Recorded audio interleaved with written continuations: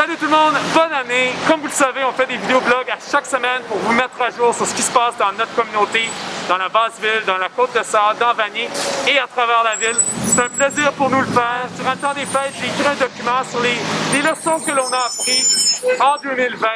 Qu'est-ce qu'on peut faire en tant que ville pour être plus résilient, pour être plus prêt, pour être plus équitable? Je vous en donne un petit aperçu. Les petits commerçants sur les rues principales, c'est le pouls de notre communauté, c'est la fierté de notre ville. C'est vraiment important, puis ça fait rouler l'économie locale avec les emplois, avec les résidents qui s'investissent.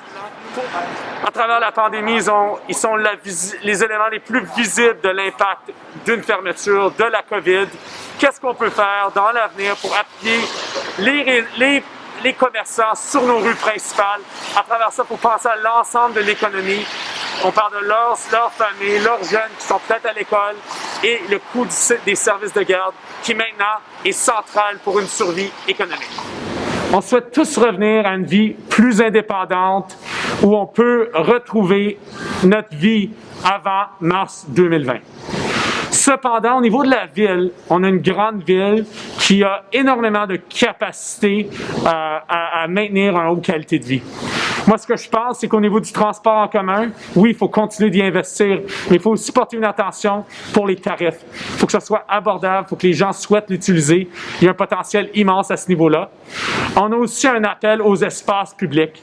En tant que ville, on a eu des lacunes sur nos rues principales, dans certaines zones où il n'y a pas assez de verdure, il n'y a pas assez d'espace public, d'espace programmable. Donc, il y a un potentiel immense dans l'avenir de notre ville de repenser les investissements en infrastructure pour créer des espaces qui sont plus accueillants, plus accessibles, où on peut réellement.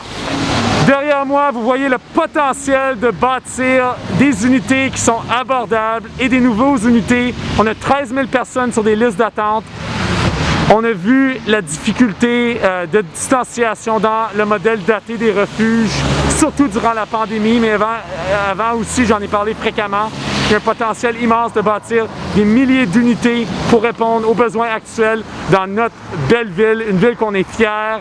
Je vous encourage, je veux avoir vos idées pour voir comment on peut planifier notre ville pour l'avenir, pour qu'elle soit plus verte, plus résiliente, plus équitable, et puis apprenez davantage sur certaines des idées que j'ai mises sur papier durant ma réflexion du temps des fêtes.